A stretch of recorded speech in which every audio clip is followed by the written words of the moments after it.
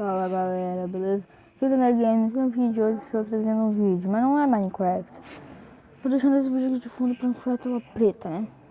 Esse foi meu primeiro vídeo da Casa do Survival. Pra quem não viu, vou deixar o link na descrição. Mas quero avisar que nesse vídeo a rotina do canal, já que tem bastante pessoas que assistem.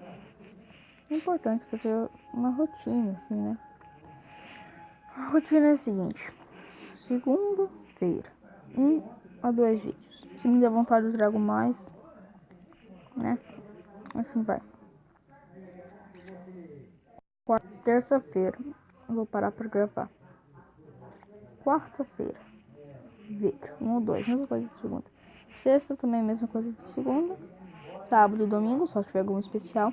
E a partir do meu próximo vídeo, contando com esse, eu vou deixar nossa meta de especiais, né? Que eu vou trazer vídeos nos sábados, nos domingos, talvez mais vídeos até, né? E eu já vou ter que falar a maioria das metas. 50 subs. Não, 25 subs. Aí 50 subs. E daí depois, né, a gente vê 25, 50, 100, 150, 200. Aí assim vai. Eita. Pô, tem pouco armazenamento. Tá bom, galera.